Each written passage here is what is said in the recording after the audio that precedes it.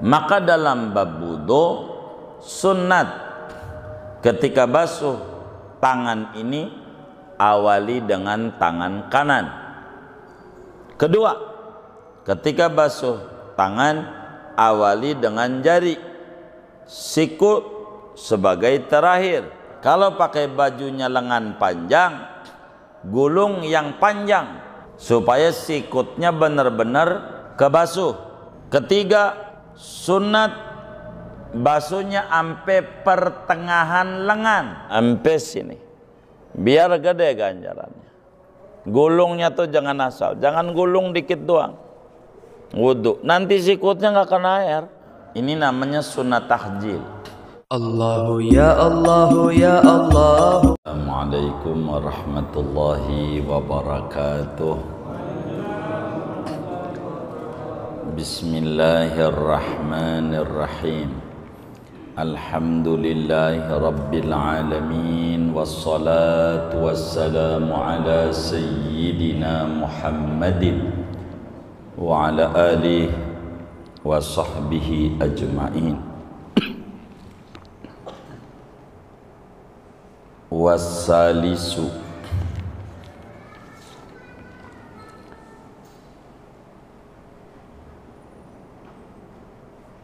ghaslul yadaini ma'al mirfaqaini.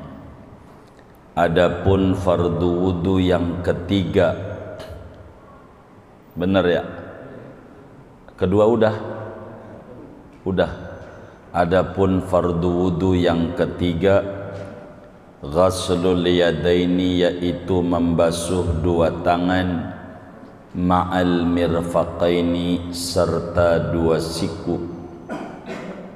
Wa yajibu ghaslu sya'rin nabiti alaihima zahiran wa batinan wa in kathura wa tala. Dan wajib oleh membasuh rambut yang tumbuh atas dua tangan, luarnya maupun dalamnya, sekalipun banyak rambut tersebut dan panjang oleh rambut tersebut.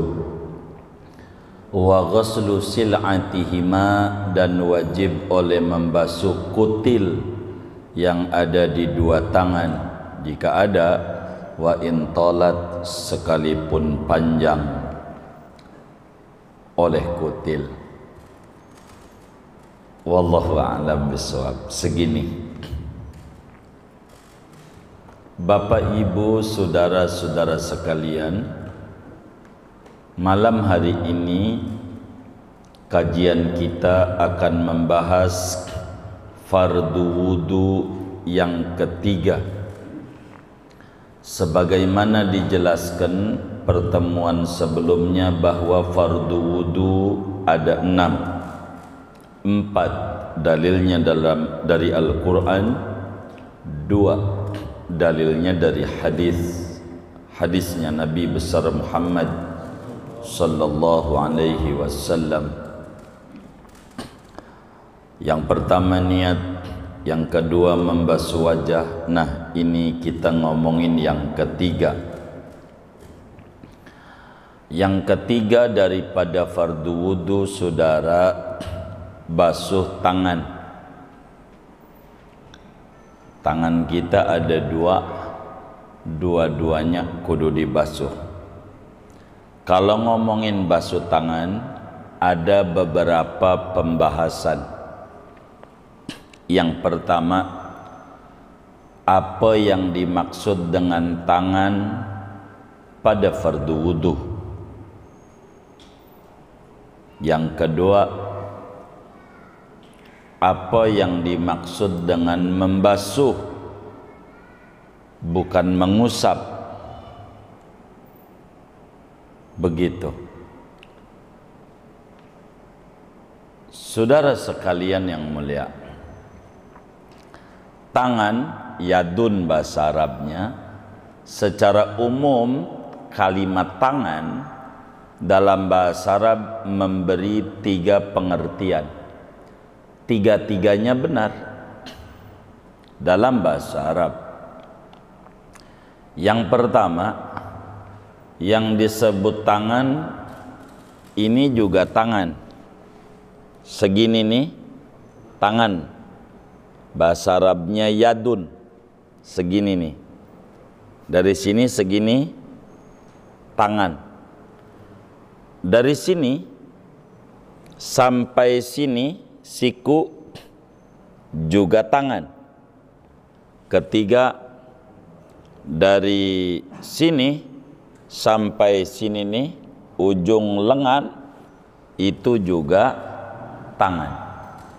Jadi tangan itu ada 3 pengertian.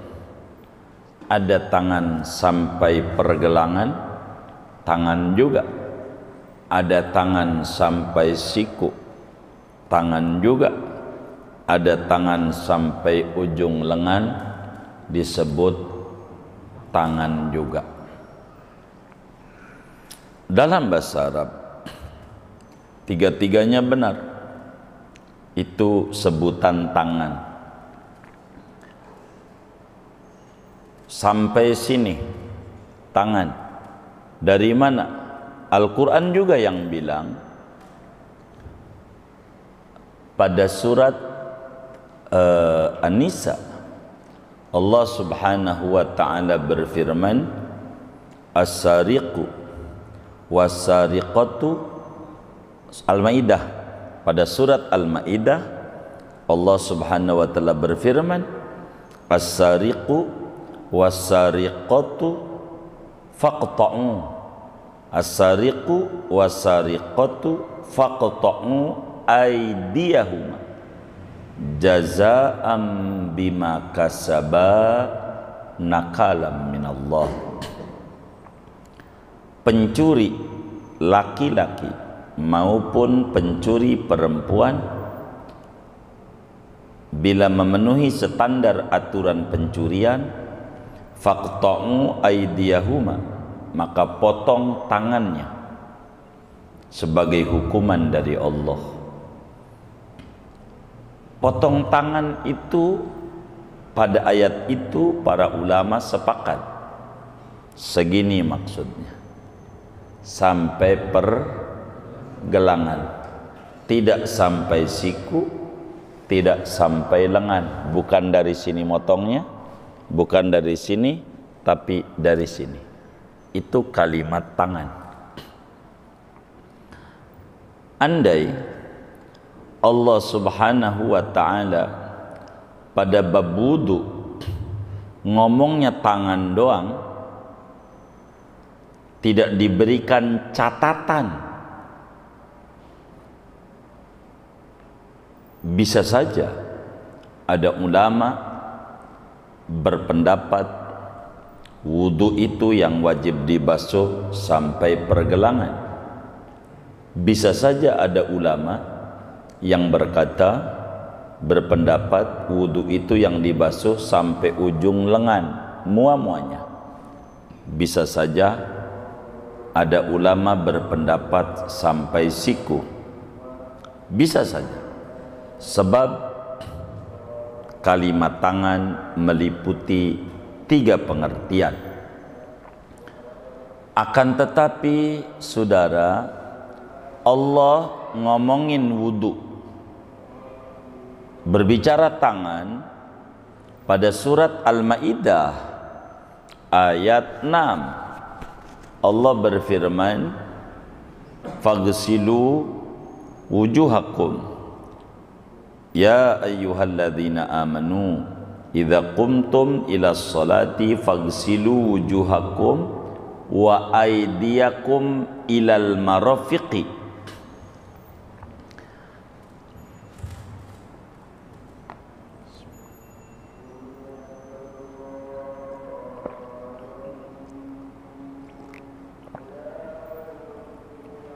Ketika Allah menyatakan basuhlah tanganmu sampai siku,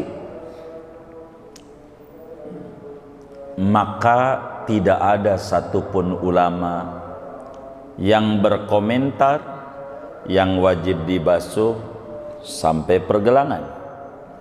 Tidak ada ulama madhab yang berkata sampai ujung lengan, karena Allahnya dengan tegas memberikan ulasan tentang wudu. Basuhlah tanganmu sampai siku. Itu begitu, sampai siku. Sehingga seluruh ulama madhab, baik Hanafi maupun Maliki maupun Hambali, termasuk madhab kita Imamun al-A'zam Imam Syafi'i radhiyallahu anhum ajma'in, semuanya sepakat bahwa yang wajib dibasuh pengertian tangan adalah dari tangan sampai siku, sampai siku, karena Qur'annya bilang begitu. Cuman di kitab kita ini disebutin ma'al mirfaqaini, pakai ma'a, pakai ma'a. Al-Quran menggunakan pakai ila, wa aidiyakum ilal marafiq. Ila itu huruf ghayah, huruf ujung, huruf batas akhir. Yang menjadikan masalah adalah kenapa yai kita menggunakan ma'al mirfaqaini sementara Al-Quran ilal mirfaqaini. Maknanya tafsiran ila yang pada surat Al-Maidah itu maknanya ma'a, sebab ila faedahnya lintihail ghayah, untuk batas ujung.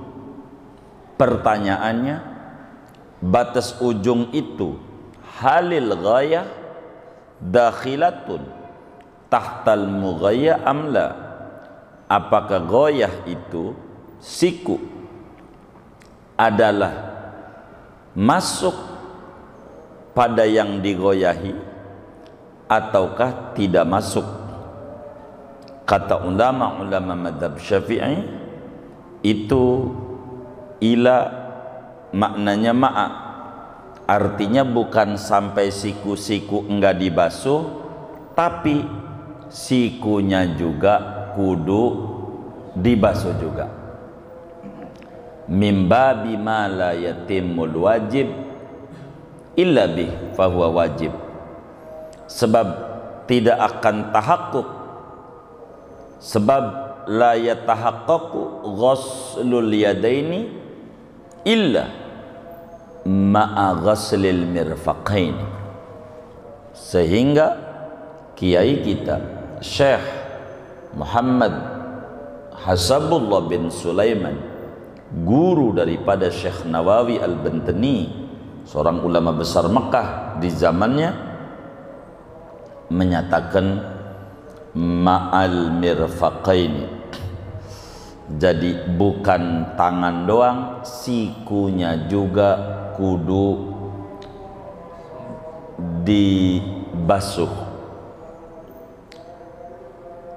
Karena maknanya ma'a, saudara, maka bagaimana cara wudu yang sempurna berbicara tangan dengan siku? Quran menyatakan basuhlah tanganmu sampai siku. Jadi bagaimana cara wudunya? Basuhlah tanganmu sampai siku. Tidak bunyi basuhlah sikumu sampai tangan. Quran tidak begitu.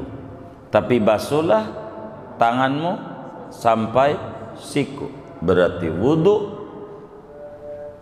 yang sempurna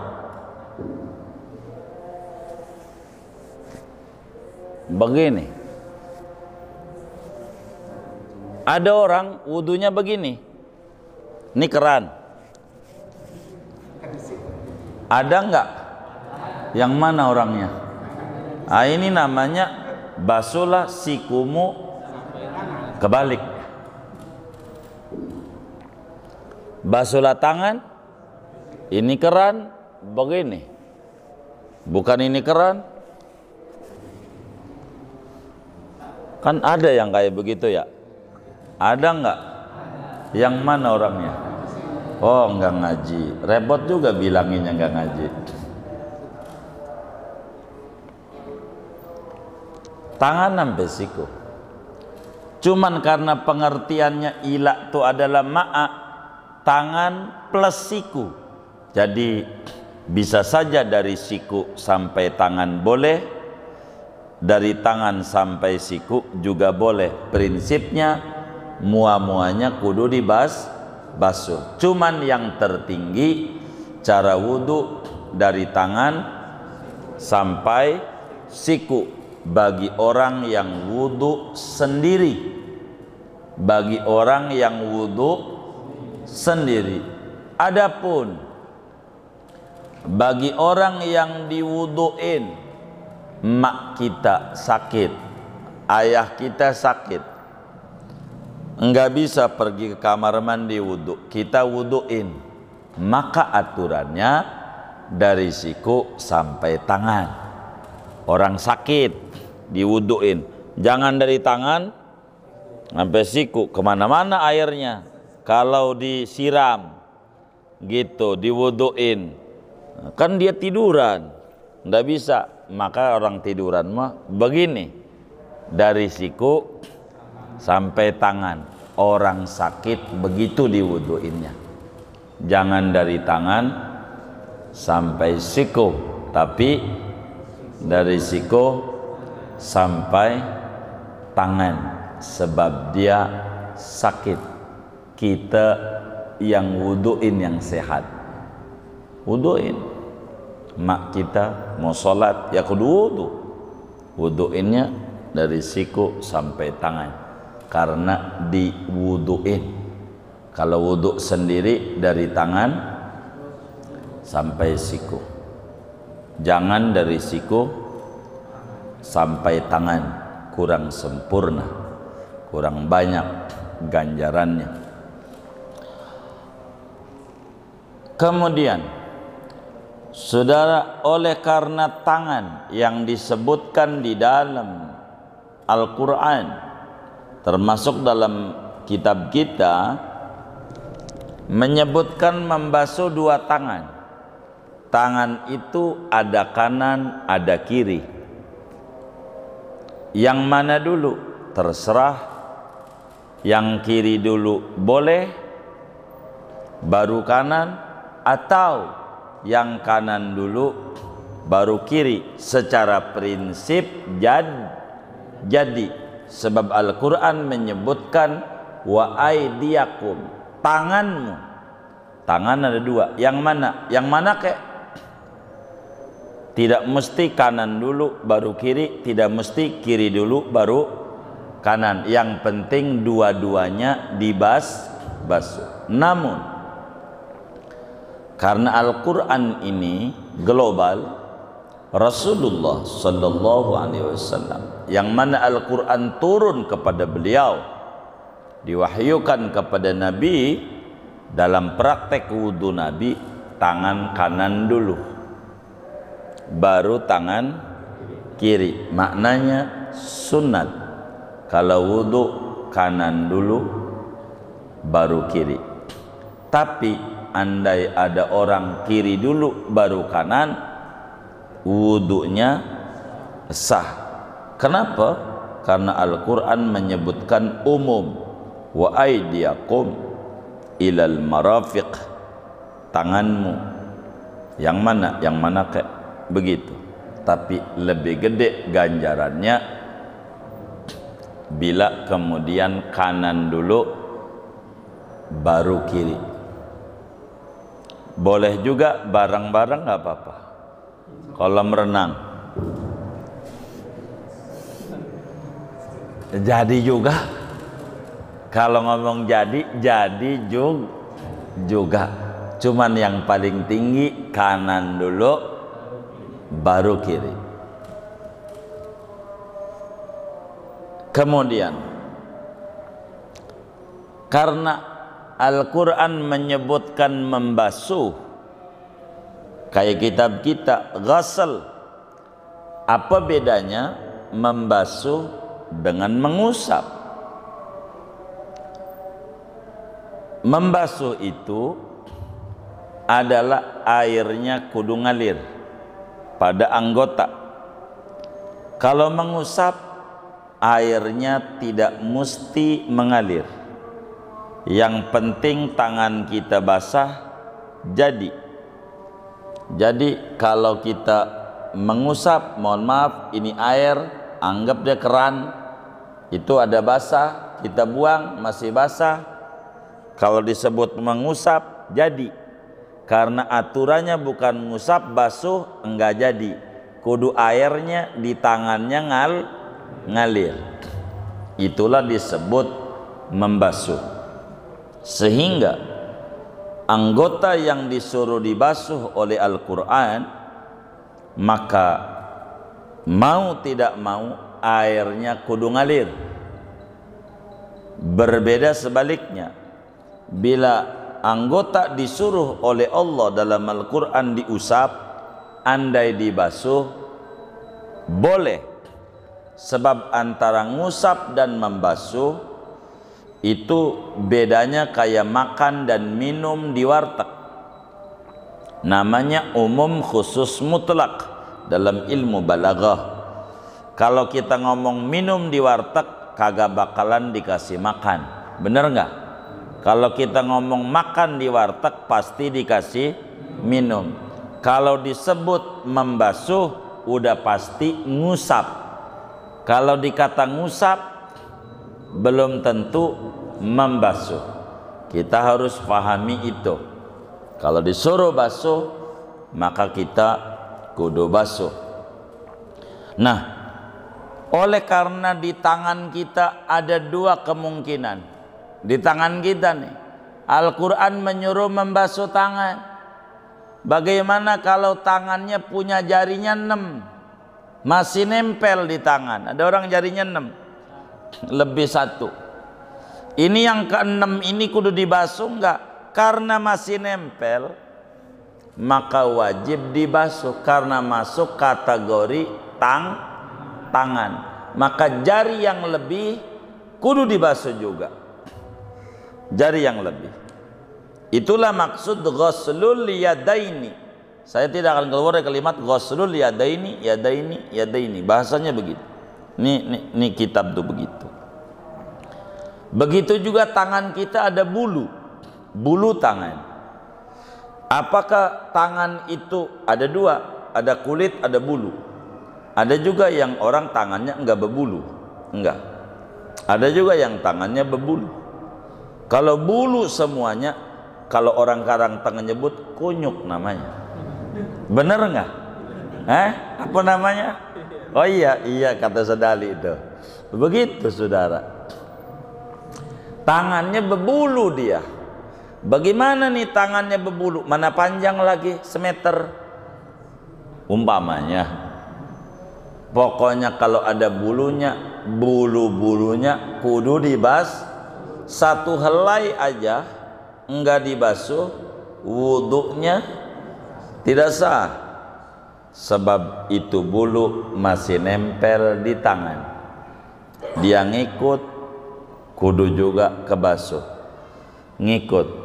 Biasa kita begaul sama orang nggak bener, ikut juga ke bawah kagak bener. Emang ikut tuh begitu. Karena ikutnya ama yang dibasuh tuh bulu juga kudu dibasuh. Bagaimana kalau di tangannya ada kutil? Tahu kutil? Iya. Daging lebih, maka wajib juga kudu dibasuh. Sebab nempel di tangan. Inilah maksud wa yajibu ghuslu sya'rin nabiti alaihima. Diwajibkan dalam wudu ketika membasuh tangan, basuh juga bulu-bulu yang tumbuh pada tangan, baik luarnya maupun dalamnya, mau panjang mau pendek, mau dia dikit, mau dia banyak, wajib hukumnya dibasuh. Begitu juga kalau ada kutil atau ada jari lebih atau kukunya panjang, tetap hukumnya wajib untuk dibasuh. Jangan sampai kagak dibasuh. Bagaimana kalau kukunya hitam, banyak tai kuku, air enggak masuk, enggak sah wudunya. Kita harus jaga tangan kita.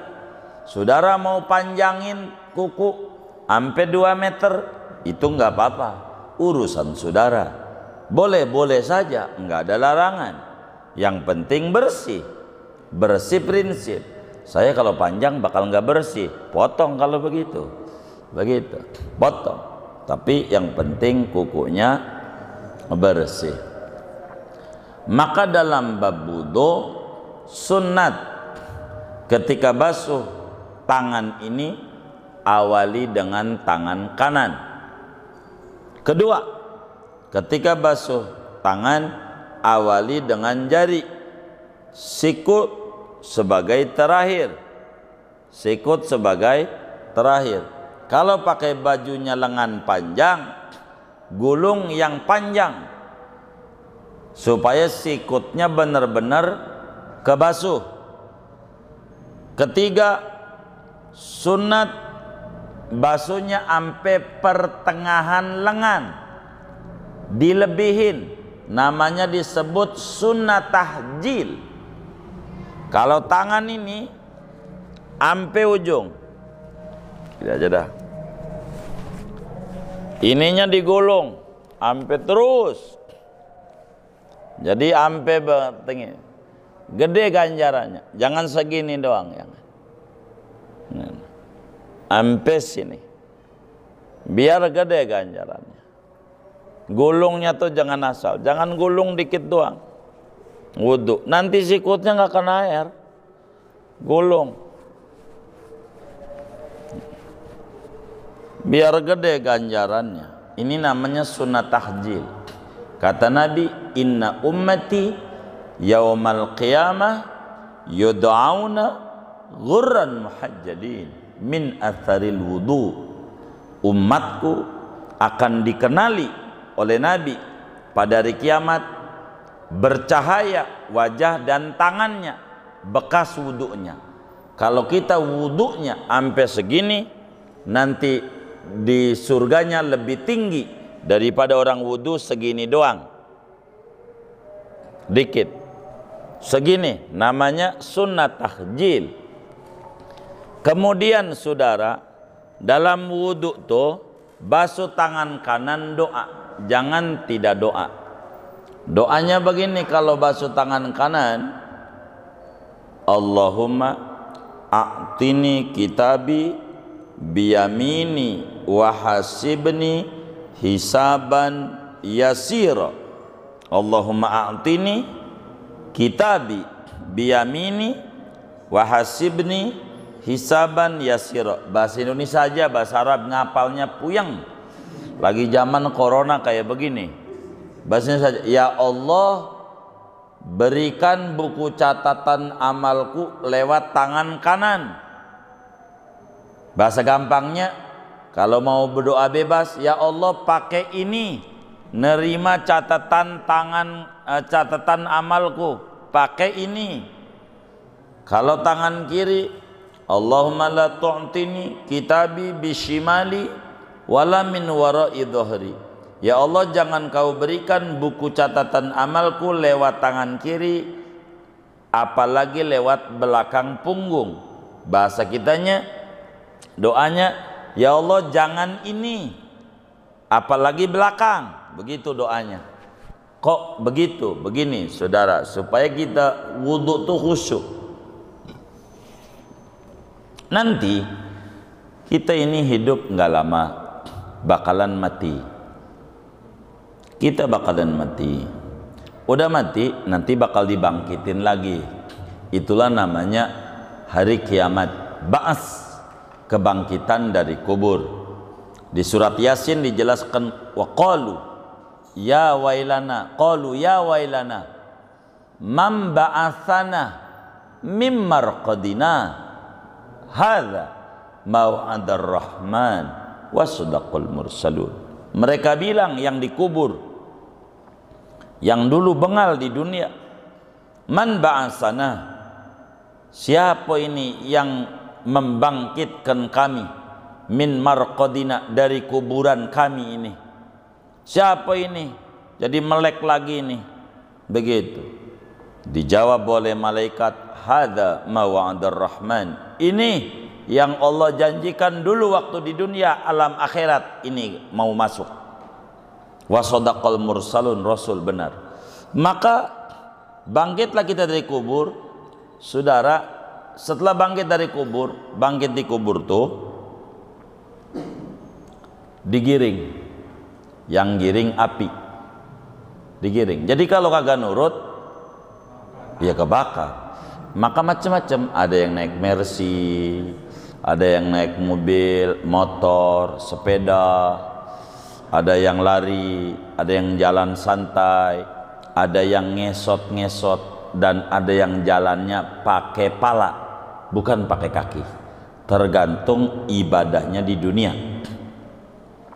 Di dunia begitu. Sudah digiring, dibawa kemana itu manusia? Dibawa ke padang mahsyar, disebut alam mauqif. Satu padang yang rata, tidak ada tinggi, tidak ada rendah, semua manusia di situ diri. Kita bakalan diri aja, maka disebut alam mauqif, tempat diri. Kenapa diri? Buat duduk kagak muat, kagak ada buat duduk sama diri lebih luasan, luasan diri, begitu, luasan diri, begitu. Kalau diri itu penuh muanya, karena segini doang kaki. Kalau duduk paha kita melar, begitu. Makan tempat. Jadi orang semuanya diri. Berapa tahun? 3000 tahun. Mau duduk aja susah. Kita tuh bakal begitu tuh di akhirat. Diri 3000 tahun. Neraka udah kelihatan. Jadi waktu diri ini 3000 tahun, jangankan yang nurut, yang ibadah, yang kagak ibadah stres. Jangankan yang kagak ibadah, yang ibadah juga stres. Sampai yang tukang ibadah di dunia bilang begini, ya Allah, kalau kata neraka, neraka dah, jangan dicuekin kayak gini.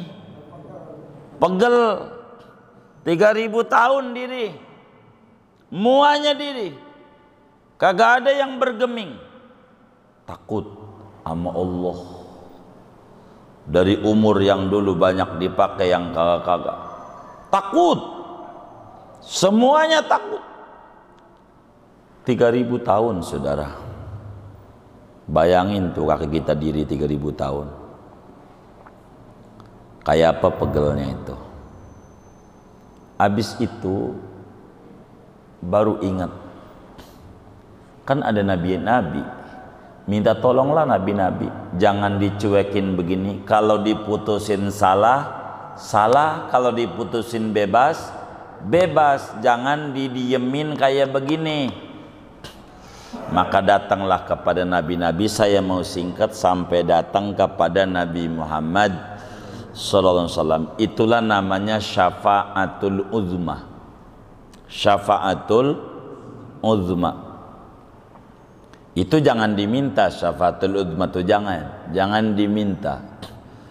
Jangan. Saudara jangan begini kalau sambutan.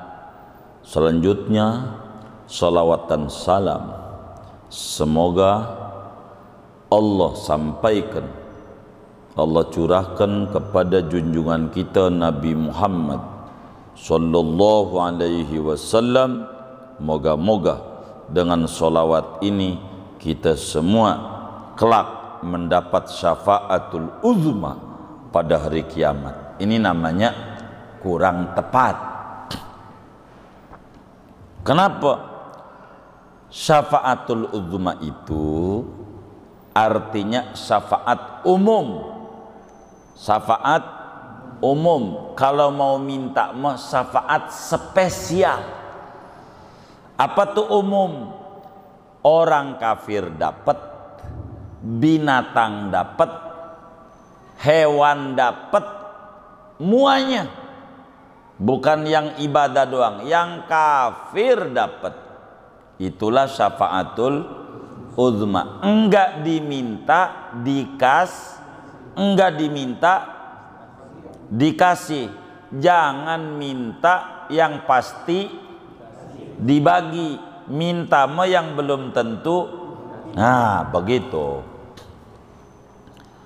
Jadi abis rame-rame orang diri itu pada datang sama Nabi Muhammad, tolong dong bilangin nama Allah. Itu nabi-nabi pada kawaja Rasulullah, Nabi Isa, Nabi Adam. Ayo dong ngomong sama Allah. Ini jangan dicuekin kayak begini 3000 tahun, diadilin kagak, diputus bebas kagak. Ayo dong. Maka Nabi sujud. Disitulah ada namanya syafaatul uzma, siap peradilan mau diadakan. Itulah syafaatul uzma tuh faedahnya meredam murka Allah. Habis syafaatul uzma nih saudara, nanti ini nerangin wudhu nih kita, tapi saya harus berikan prolog dulu. Habis syafaatul uzma nanti turun buku catatan amal. Jadi kita nih dari umur 15 tahun dicatat, dari mulai melek mata sampai merem mata, semuanya ada catatannya. Dicatat oleh malaikat raqib ama atid. Berapa kali mancing di Tanjung Pasir, di Perigi Lama, Rawa Cipondo, itu catatannya nggak meleset, nggak geser, begitu, gitu. Sampai adu kontes ikan cupang aja berapa kali ada catatannya itu. Apa aja yang dilakuin sama kita ada di situ, di buku catatan amal, namanya sohuf, buku catatan amal, sampai mati. Rezeki kita, kelakuan kita, apa aja ada. Nah ini buku nih bakal berterbangan.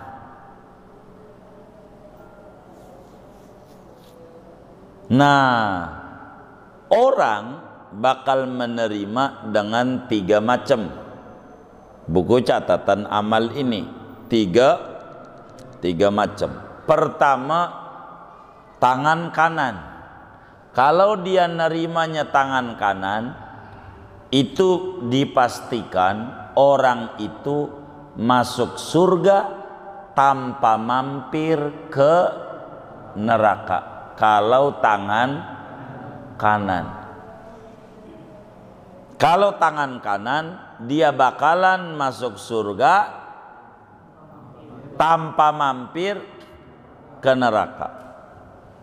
Kedua, ngambilnya tangan kiri.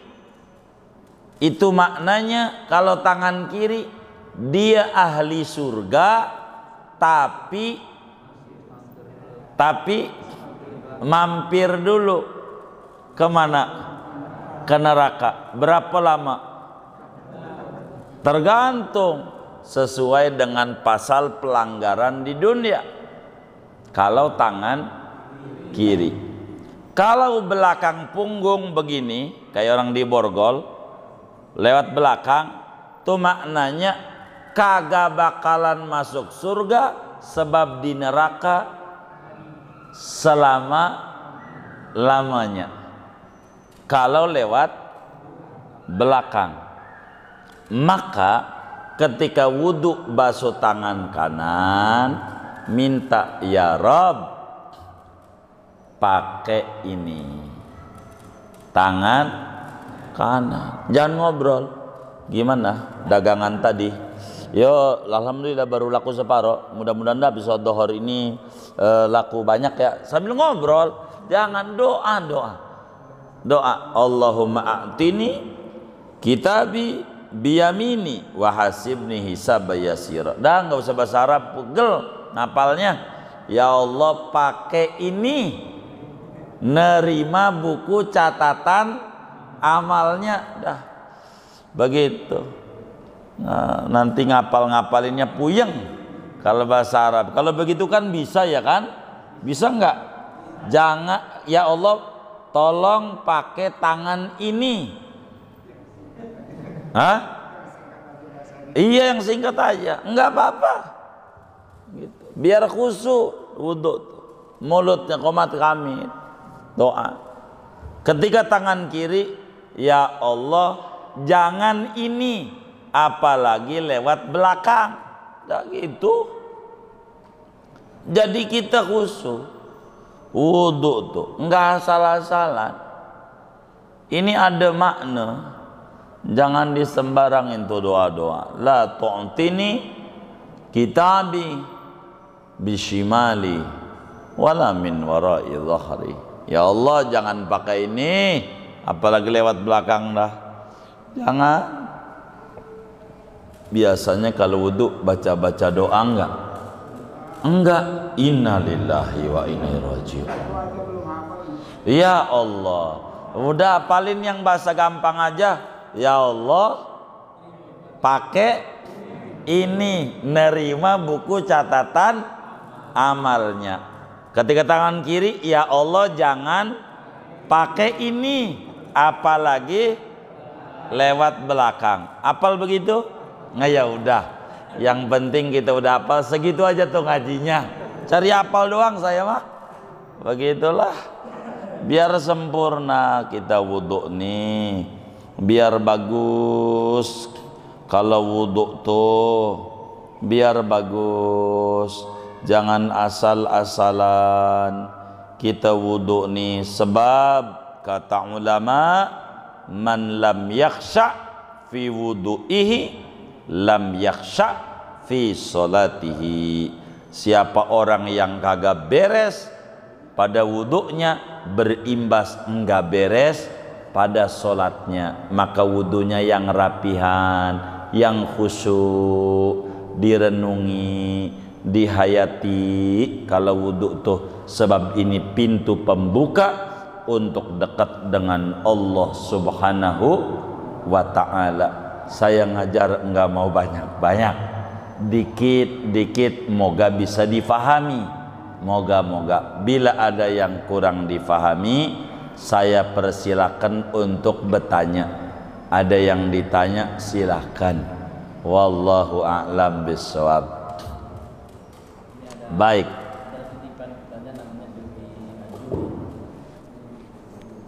Emang benar wudhu pakai air aqua sah? Padahal air aqua itu telah melalui proses dalam pabrik dan juga menjelaskan awet. Iya benar pakai air aqua sah. Baik. Wudhu pakai air mineral barangkali gitu ya. Aqua tuh merek dagang begitu. Aqua tuh merek dagang begitu.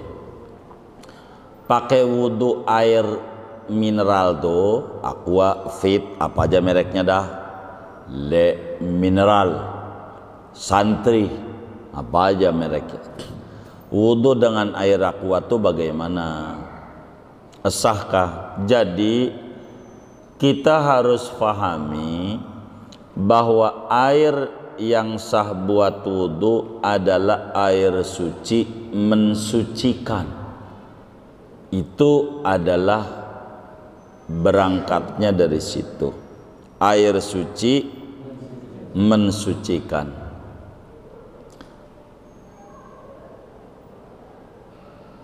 Ada air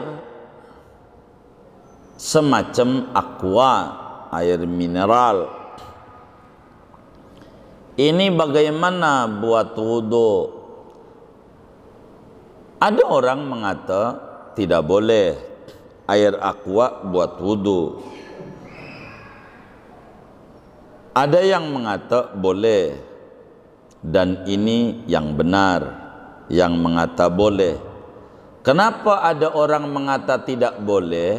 Penyebabnya dia tidak atau belum bisa membedakan antara air khusus minum dengan air layak minum.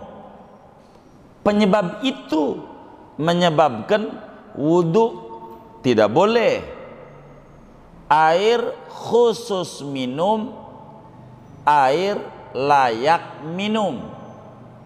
Aqua atau apapun mereknya, itu menurut saudara-saudara air khusus minum atau air layak minum.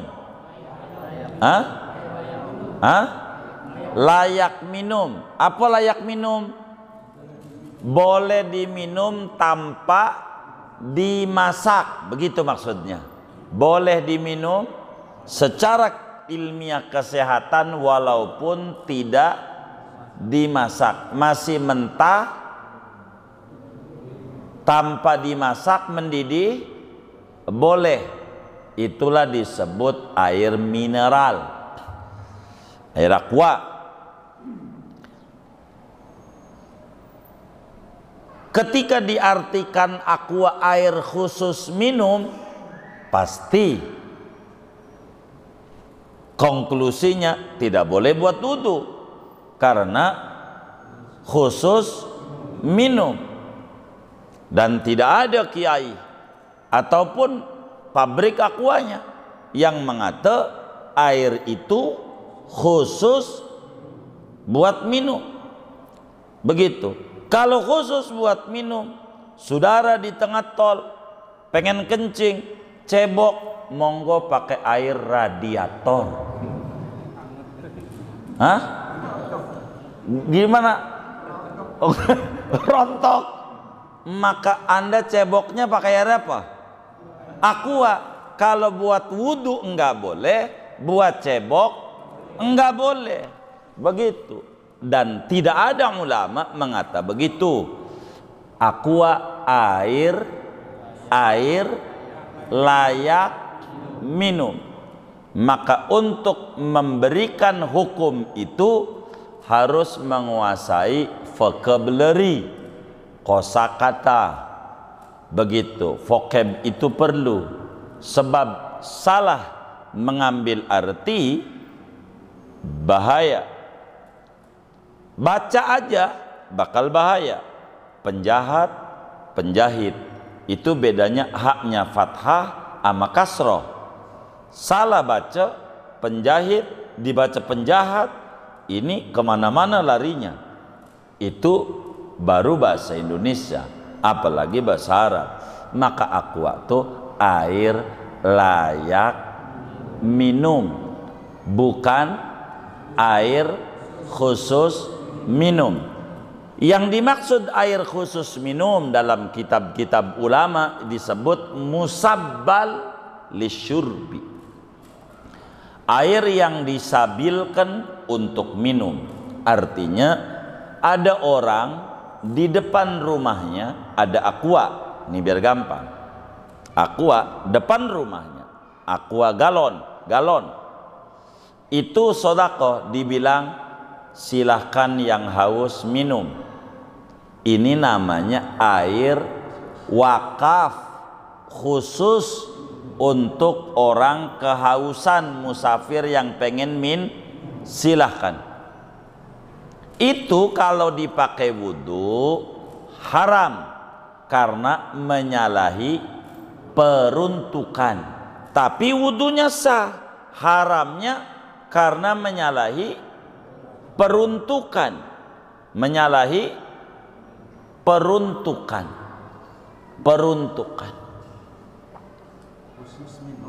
Iya, itu mah khusus minum, artinya sedekah bagi orang adapun orang mau wudu jangan, maksudnya begitu. Itulah tuh yang dilarang model begitu.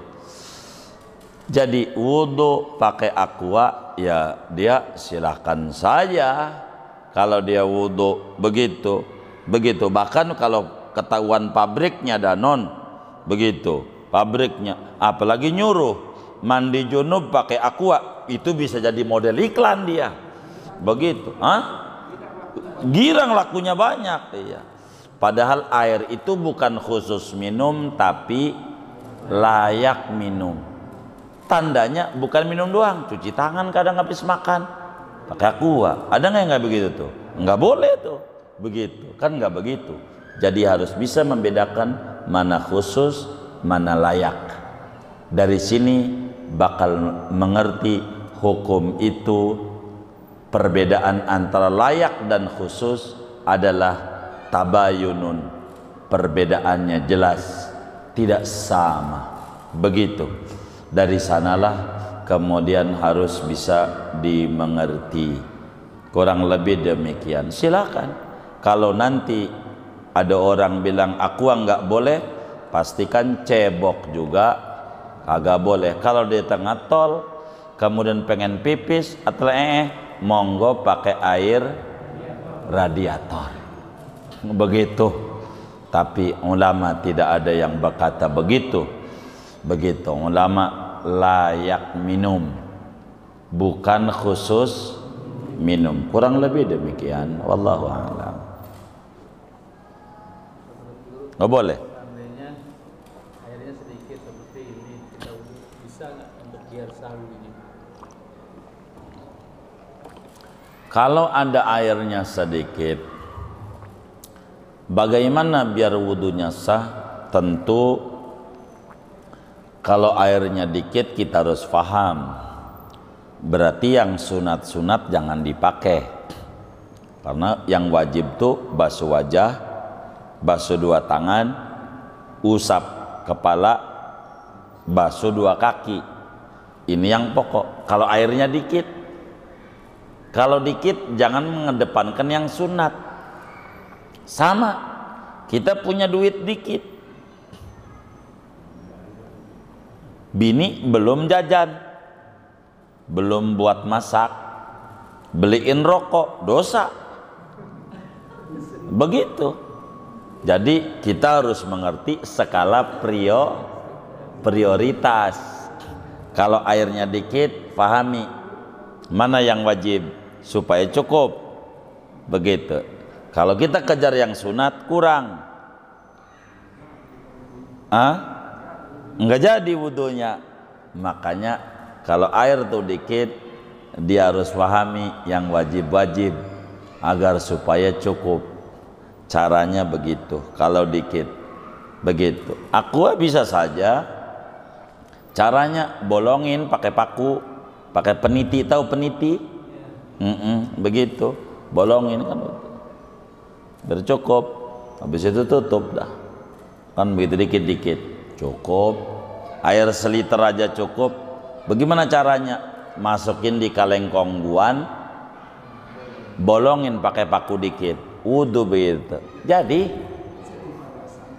padasan, iya. Kalau dikit itu begitu. Makanya masjid-masjid tuh yang modern pakai tombol kerannya otomatis biar enggak boros pakai air. Jadi udah dipakai mati dia. Muflihun nanti dulu dah. Masalahnya bayar listrik aja masih nombok ini. Begitu. Kota Kamal Jumat jalannya udah kayak jalan tol Bintaro, Kunciran, cepet. Begitu.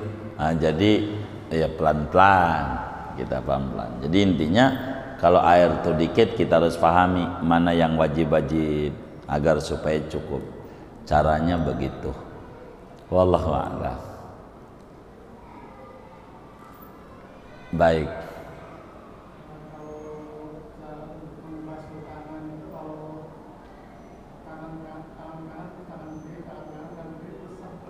Iya, kalau ngomong sah-sah saja. cuman kurang afdol. Kelarin dulu kanan, baru kelarin kiri. Kurang sempurna, kayak begitu. Kurang sempurna. Boleh mah, boleh saja. Begitu, kanan dulu ampe rapi, baru kiri. Itu yang lebih gede. Kalau ditanya boleh, boleh. Tapi kurang sempurna. Kurang lebih demikian.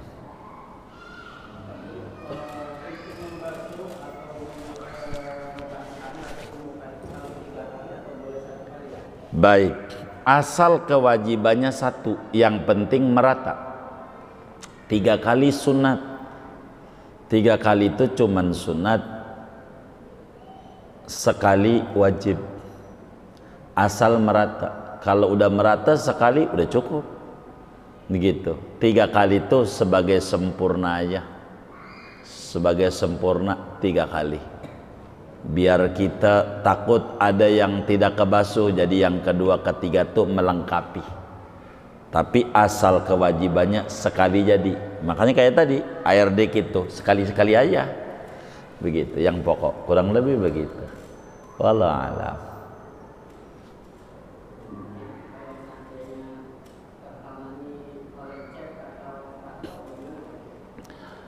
Jadi kalau di antara syarat wudhu itu tidak boleh ada yang menghalangi antara air sama anggota yang dibasuh atau diusap. Maka bila ada cat tentu wudhunya tidak sah.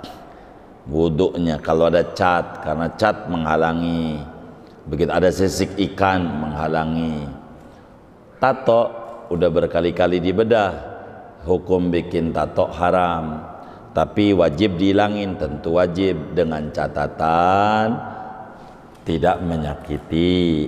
Kalau ampe menyakiti juga kudu disetrika, haram juga nyetrikanya. Kalau ada tato biarin aja, yang penting taubat, dah taubat. Kecuali tato yang dipakai oleh anak saya, Wafa, Spiderman. Hah? Oh, stiker, iya stiker. Itu pakai minyak tanah hilangnya. Iya. Begitu. Itu anak-anak tuh. Begitu. Jadi tato nggak apa-apa kalau dihilanginnya kalau bisa dihilangin wajib dihilangin. Kalau bakal jadi menyakiti, taubat saja. Udah cukup. Kurang lebih demikian. Sering kita bahas pada bagian-bagian kayak begini. Wallahu a'lam.